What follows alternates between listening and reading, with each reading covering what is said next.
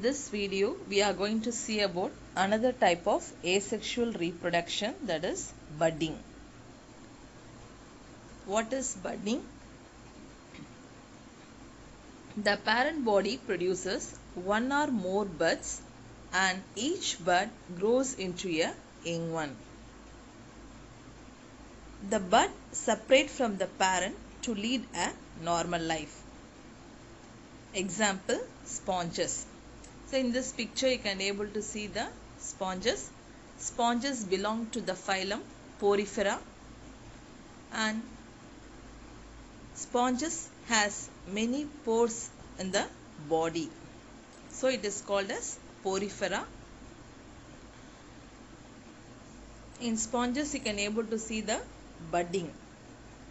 In sponges, the bud constricts and detaches from the parent body and the bud develops into a new sponge. This is how budding takes place in sponges. Since sponges are very simple organisms, we can able to see the cellular level of organization. That is, the body of sponges are made up of only cells. How sponges reproduces means a small bud develops on the parent body. The bud grows in size. After it grows to a particular size, the bottom of that is the basal part of the bud constricts and it starts detaching from the parent body, and the detached bud develops into a new sponge. This is how the budding takes place in sponges.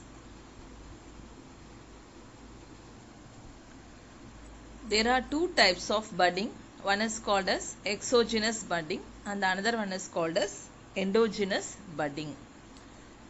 When the bud grows outside the body of the parent, it is called as exogenous budding. Exo means outside. Example, hydra. When the bud grows inside the body of the parent, it is called as endogenous budding.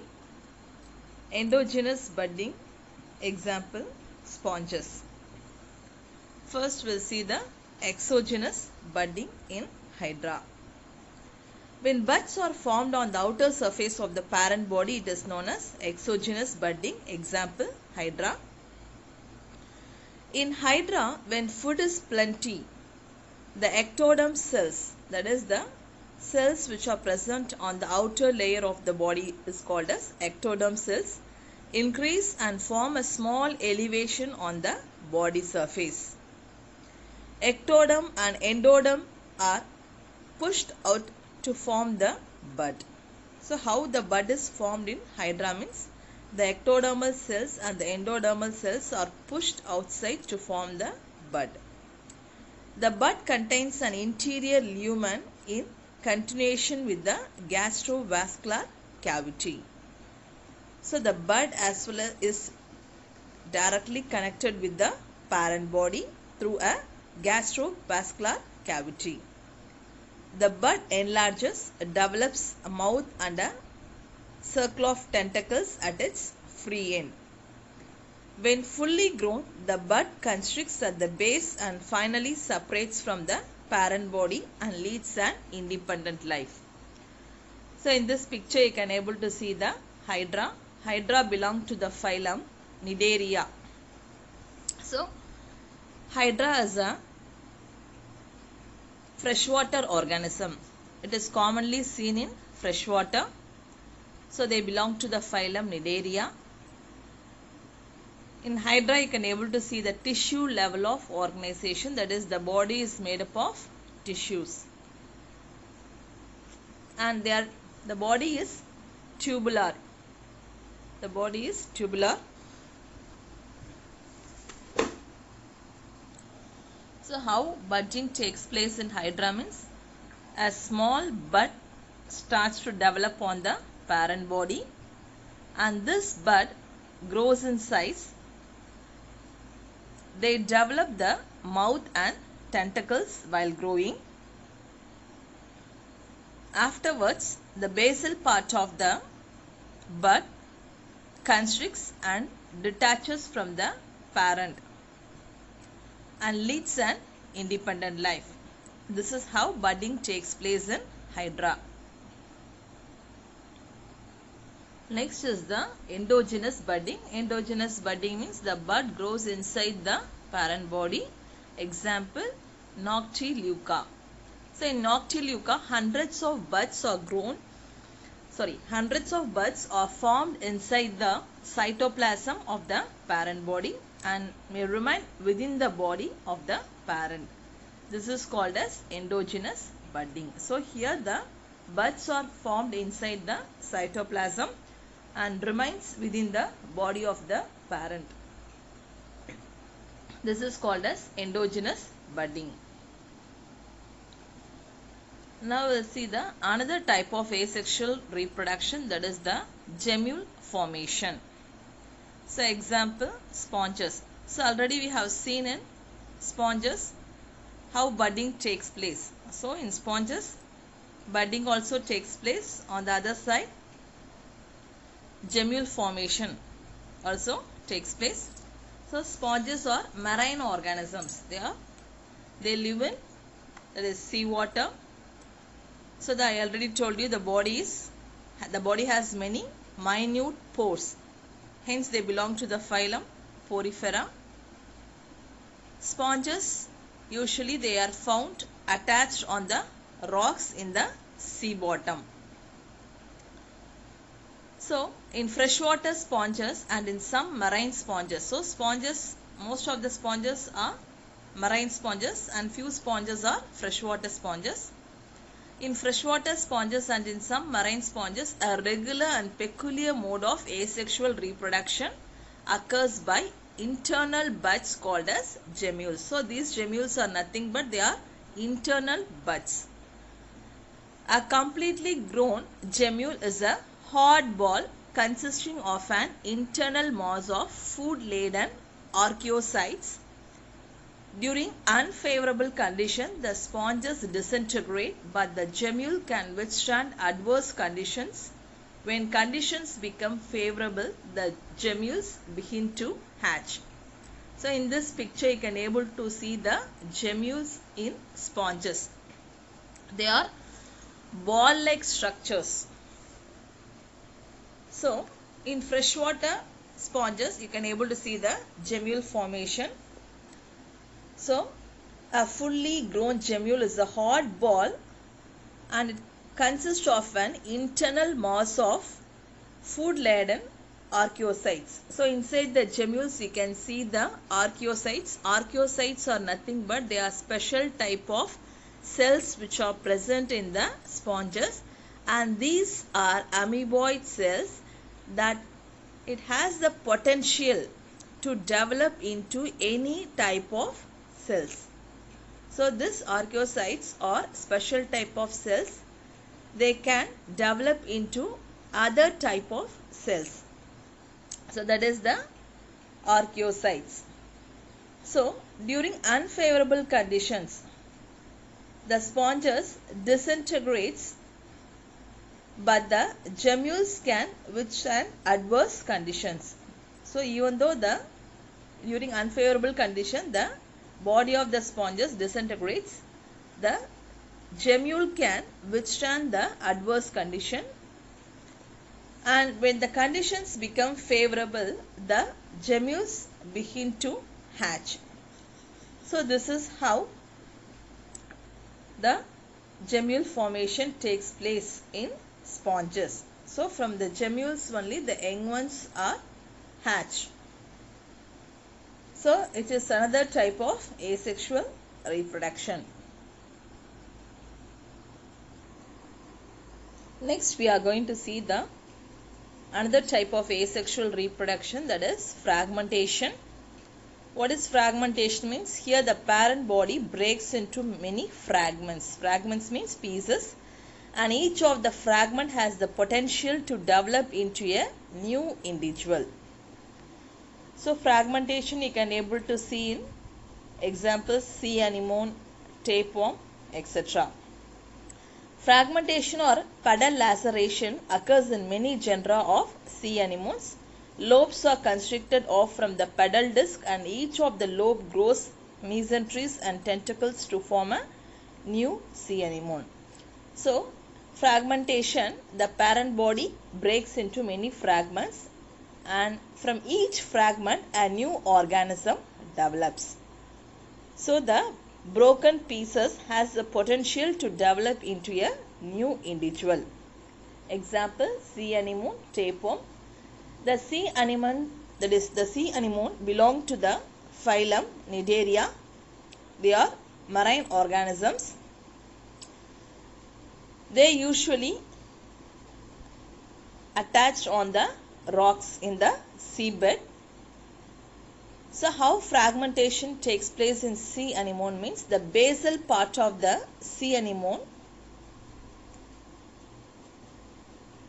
Sometimes the sea anemone move from one place to another place. At that time the basal part of the sea anemone is, that is, they broken into fragments and each fragment has the potential to develop into a new sea anemone.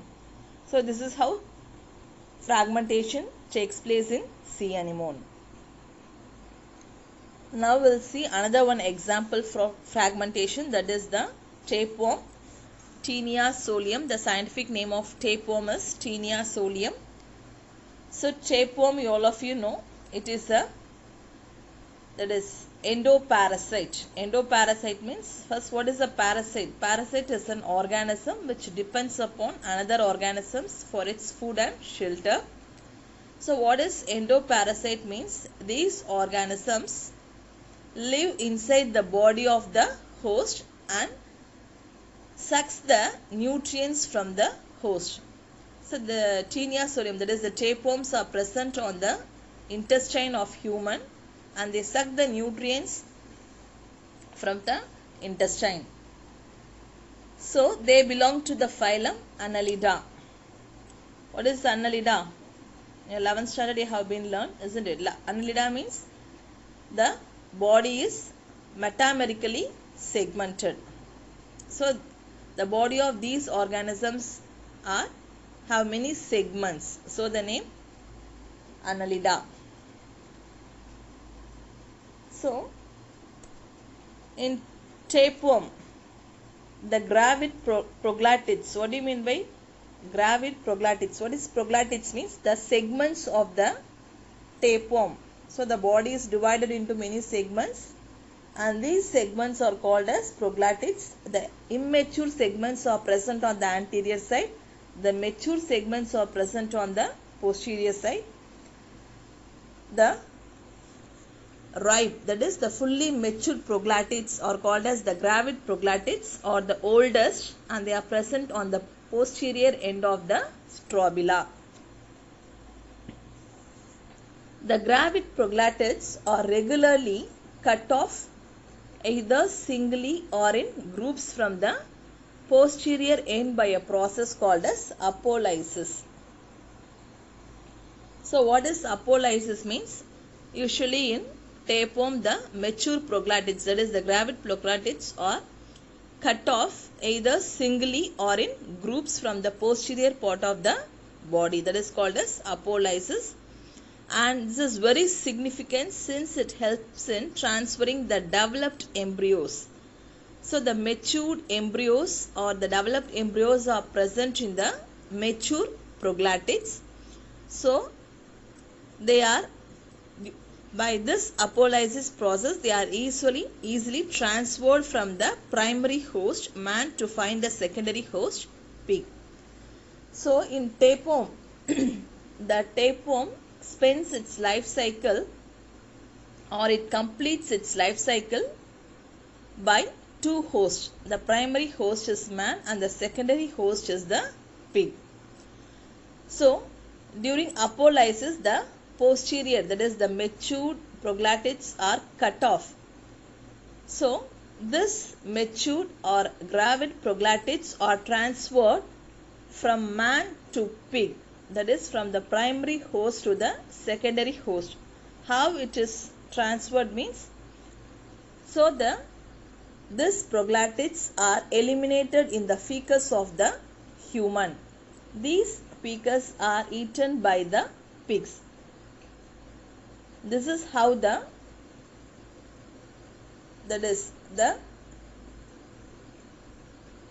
proglatids or the developed embryos are transferred from the human to the pig. So in this picture you can able to see the tapeworm.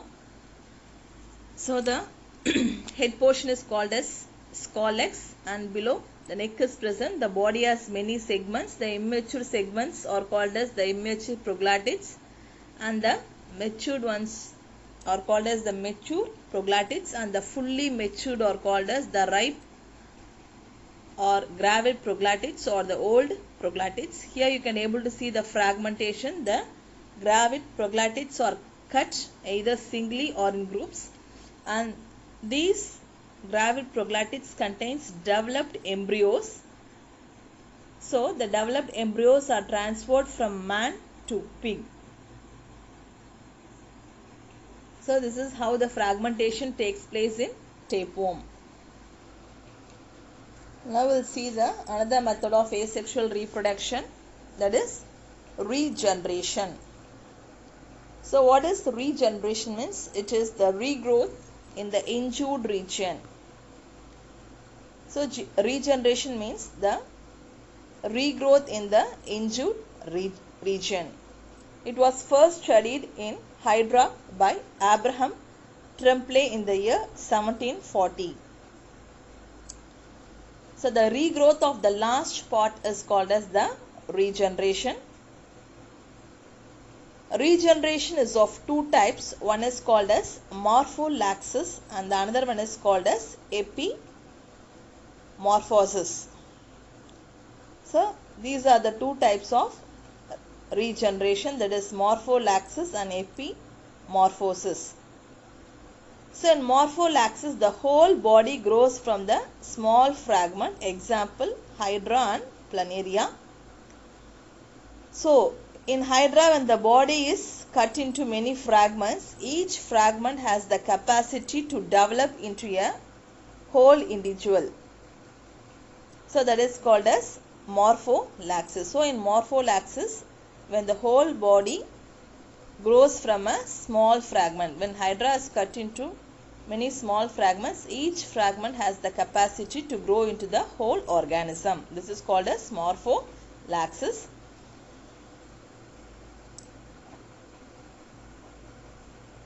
So in morpholaxis, when Hydra is accidentally cut into several pieces, each piece can regenerate the last parts and develop into the whole new individual.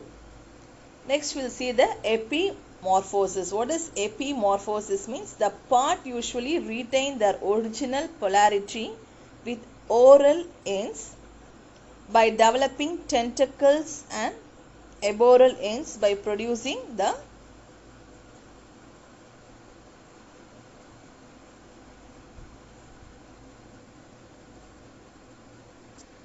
So what is epimorphosis means? It is the replacement of the last body parts.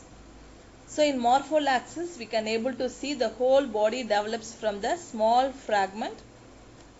But in epimorphosis, the whole body does not develop. Only the last body parts only develop. It is of two types, namely reparative regeneration and restorative regeneration. So what is reparative regeneration means? In reparative regeneration, only certain damaged tissues can be regenerated. For example, in human beings.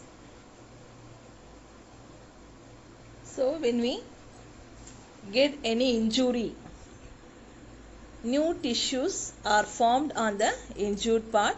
So this is called as the reparative regeneration. So in reparative regeneration, only the damaged tissues are newly formed. What is restorative regeneration means? Here the cutted parts or the lost body parts can be develop. Example, starfish, tail of wall lizard. When one of the arm of starfish has been accidentally cut, or when it is cut when it is caught with the predators, the starfish pull its body. At that time, one of its arm may get cutted. So at that time, the cutted or the last arm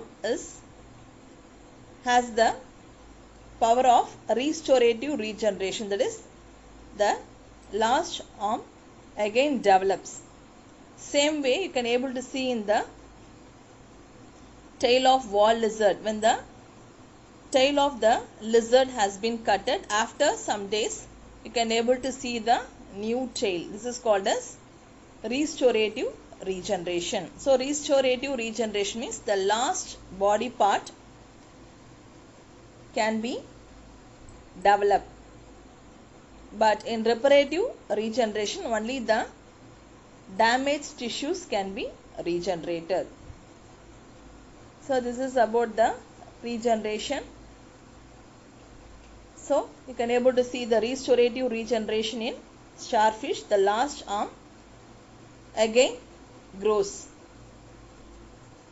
Same way in hydra, you can able to see the morphollaxis. That is, when hydra is accidentally cut into many pieces, each part has the potential to develop into the whole individual. So this is called as morphollaxis in hydra. Okay students, till this we conclude our topic. So far we have completed the asexual method of reproduction. In the next class we will be discussing about the sexual reproduction. So learn this topic and complete the given assignments. Thank you.